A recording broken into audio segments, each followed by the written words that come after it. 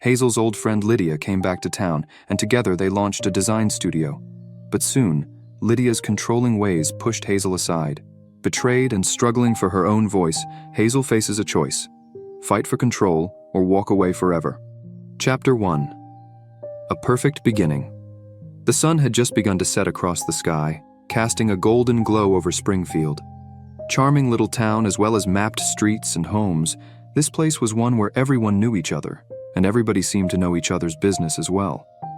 At the heart of the town was a quaint little coffee shop called Brood Awakenings, where graphic designer Hazel Johnson, now 28, dwelled in her afternoons sketching ideas and dreaming of life beyond the routine of her existence.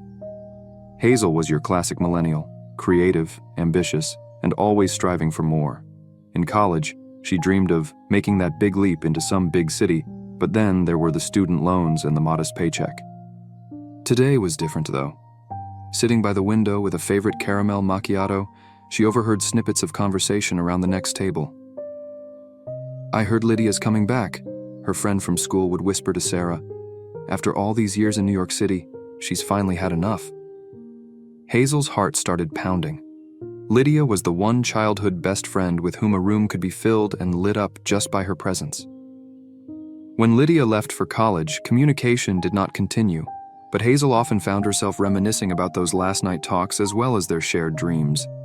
It was the mere thought of Lydia coming back that lit some spark in her heart. Chapter 2. The Reunion. That evening, Hazel found herself at a local watering hole, a really informal community gathering spot where the townspeople spent their evenings. When she walked in, she first saw Lydia, blonde hair pouring down her back, her laughter ringing as she greeted old acquaintances. They locked gazes, and then time stopped. "Hazel!" Lydia exclaimed, rushing over for a tight hug. "I can hardly believe it's you." Lydia and Hazel slipped into a booth, swapping tales of their lives since they last saw each other. Lydia spoke of the big city, the glamour, the parties, and the heartbreaks. Hazel listened attentively, envious of Lydia's bold adventures, but also proud of her own small victories. "I missed you," Hazel confessed. "Springfield hasn't been the same without you." "I'd missed you too. Let's chase that dream of yours," Lydia said with a wicked glint in her eye. "We should open a design studio together. You could showcase your work, and I'll handle marketing." It was thrilling and terrifying all at once. Could they really make it work? And then a man walks into the bar, tall, dark-haired, and irrepressibly handsome. Lydia's eyes began to sparkle. "Who's that?" Hazel asked, trying to sound casual. "Just the hottest guy in town, Jake," Lydia smirked. "He's a local entrepreneur, and I've heard he's got some serious connections." Chapter 3. Sparks. As night gained momentum, Lydia and Hazel partied with others playing by the pool. It was drinking time, and many friendships long forgotten reignited so that old times resurfaced, and with it, smiles. To her surprise, Hazel saw Jake walk towards their table, his bright smile creasing his face. "Do you mind if I join?" he asked, resting against the table in a casually arrogant manner. "Of course not," Lydia said with a bright grin, moving closer to Hazel. The chemistry between the two of them was palpable. Hazel felt excitement built within herself. The three ended up going to bed bantering and flirting with each other, a hope, in Hazel's case, to impress Jake. But of course, doubt crept back in. Was she interesting enough? Did he want someone like Lydia who was bold, or shyer and more boring than him? Just when she was going deep into her thoughts, Jake turned to her. "You are an artist, right? I have seen your work online. It is incredible." Hazel blushed at both the praise and embarrassment. "Thanks. Barely started, really," she stuttered. "Don't downplay yourself," he encouraged. "You really have talent." As the night began to wind down, Hazel felt exhilarated and worried all at once. Lydia was back in town, and things were changing in ways Hazel couldn't quite get a grasp on. Chapter 4. Tensions grow. Wellsprings of ideas in the coming weeks, Hazel and Lydia dove into planning their design studio. Hours after hours, they brainstormed and met with clients. Hazel was galvanized by Lydia's fervor and contacts. However, beneath all the excitement lay an undercurrent of tension.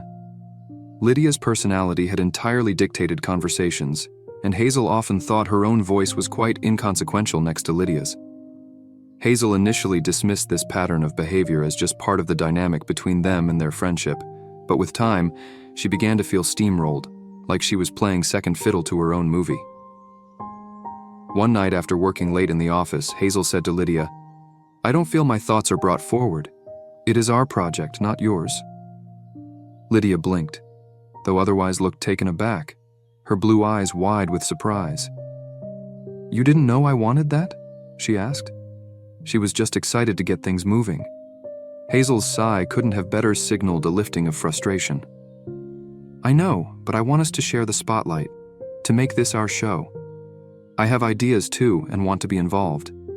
She nodded, with a look of understanding now on her face. "You're right," she said. "I will do better. Let's make this a team effort." Chapter 5. The Crisis. Just when everything was starting to settle, crisis time struck. Hazel had been falling for Jake, the guy who drew her attention, and one evening he called her. "Hey Hazel, can we meet? There's something important I need to discuss." Hazel's heart pounded with excitement as she agreed to meet at Brood Awakenings the following day. When she got there, Jake looked serious, unlike his usual charming self, full of concern. "I have a job offer in Chicago, and it's fantastic," he said, "but it means leaving Springfield." Hazel's heart sank. "Are you going to take it?" He hesitated, running a hand through his hair. "I want to, but I really like you, Hazel. I don't want to walk away from what we have." Between growing feelings for Jake and a deep-seated phobia of losing him, Hazel found herself in the unenviable position of being stuck between the feelings and the fear that was growing inside her. She had always wanted to get out of Springfield, but now that someone special had floated onto her landscape, she wasn't so sure she could leave. As the conversation went deeper, Hazel felt the weight of her own ambitions and desires all at once. "I get it," she said, forcing a smile that didn't quite reach her eyes. "You do what you have to do." Chapter 6. The Turning Point. Hazel went back into her painting with Jake possibly walking out on her. She poured her emotions onto the canvas, including pieces that spoke of love, loss, and dreams she clutched tightly to her chest. With each brush stroke, there was a cleansing element, and her talent soared. Lydia kept pushing the studio forward. They got a small office space and people were building up, with excitement for their grand opening. The pressure was there, and Hazel could feel the tension between them. One night, working late, Hazel overheard Lydia on her phone. "Yeah, I'm still figuring out the design partnership. Hazel's great, but at times I feel like I do everything myself." Hazel's heart sank. How terribly similar wasn't this really what Lydia wanted? The ache of betrayal flooded her, and she found her way to Lydia the very next day. "I heard what you said last night," Hazel said, her voice trembling only slightly. "I don't want to be part of something where I'm not valued." Lydia looked momentarily taken aback but could quickly mask it with defensiveness. "I didn't mean it that way. I just wanted to keep things going."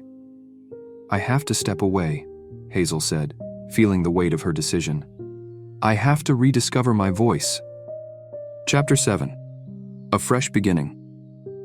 Hazel was able to focus on her artwork after leaving the studio. She found herself again. She started showing up in galleries in town until she became popular and self-sufficient. That day, she was preparing for another exhibition when she received an SMS from Jake. "Hey, can we talk? I want to explain my decision." A little nervous, yet hopeful, she agreed to meet. They met at Brood Awakenings, and Jake opened up his mind. "I chose to stay," he said truly with sincere eyes. "I realized that what I had with you was worth more than a job opportunity. I want to see where this can go." Hazel's heart swelled with joy. "I'm glad you did," she admitted, feeling the warmth of hope blooming within her. As their relationship developed further, they went on discovering the dreams together. With the support of Jake, Hazel became more confident about pursuing her passion. Their weekends were often spent visiting art fairs and exhibitions, drawing them closer to each other. Chapter 8. Shadows from the Past. As if everything were coming into place, a shadow from the past did seem to begin looming.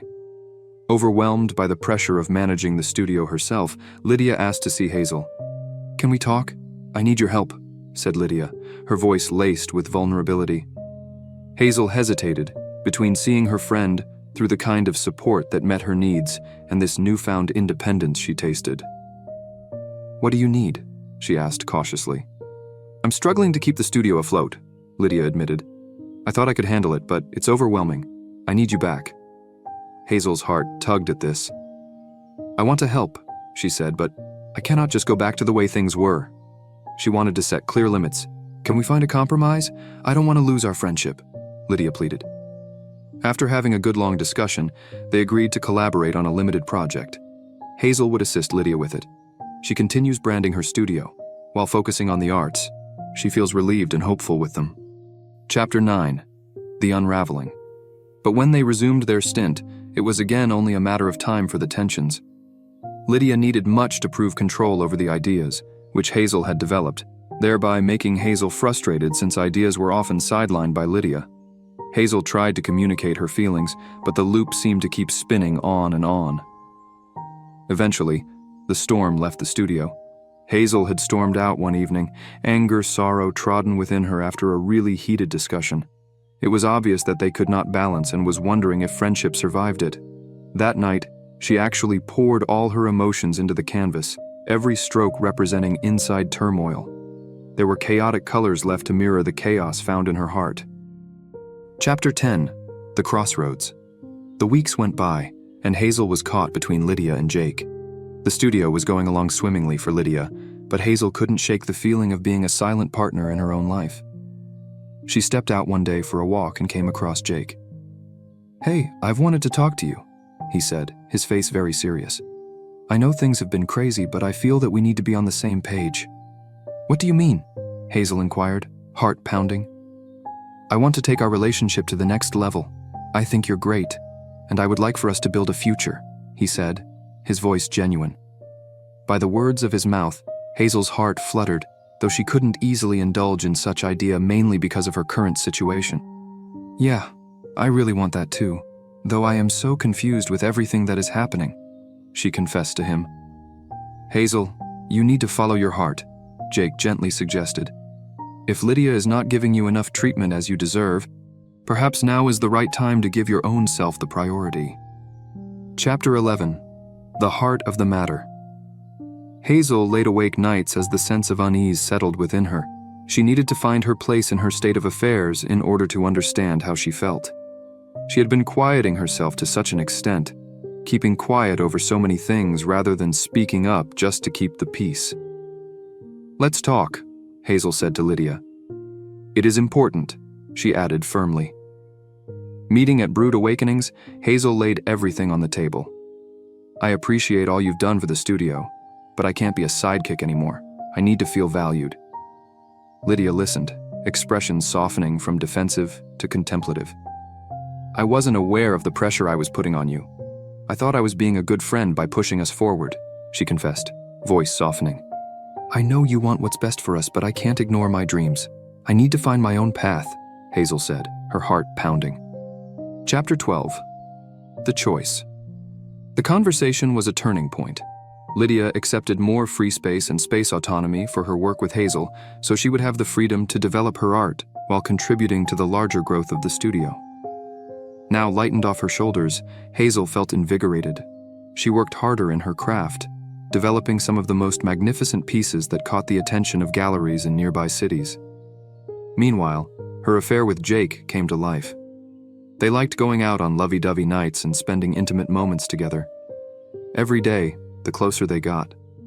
Hazel thought she had finally stepped into her own light, which felt amazing. Chapter 13. A Test of Strength. Just when things were finally calming down, disaster struck the studio. A major client bailed out at the last minute. Lydia was frantic. "Hazel, I need your help.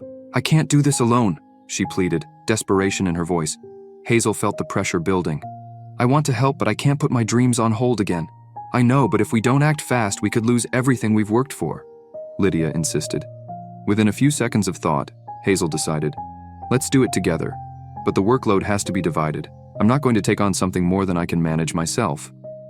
Lydia nodded as she appreciated the need for balance. Together, they reached out to their network and pooled resources together and started calling their potential clients. Hazel's design would now be at the center of the pitch, which highlighted her artistic flair. Chapter 14. The Resolution. They were surviving the crisis together. Both of them rediscovered their friendship in the process and learned how to communicate with one another. They could share what needed to be said to each other, the good times as well as the not-so-good ones. Eventually, they acquired more customers and increased the studio. This experience solidified their bond as both would now face the world while maintaining boundaries. When it flourished, Hazel felt that sense of completeness that she had always desired for such a long time. Her art flourished, and she began to display her art in high-end galleries. Chapter 15: A Bright Future. Months later, Hazel stood at the studio window gazing out over the colorful streets of Springfield, pondering just how far she had come. The road hadn't been easy, but she'd battled through and emerged stronger and more confident than ever. The lover turned into her voice, and for the first time in her life, Hazel felt a sense of purpose with Lydia by her side.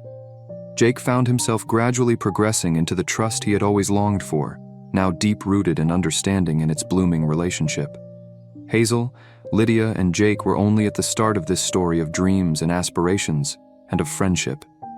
It is a story where realization of one's own dreams gave strength to bond those relationships most precious to her. Epilogue: The Legacy of Dreams.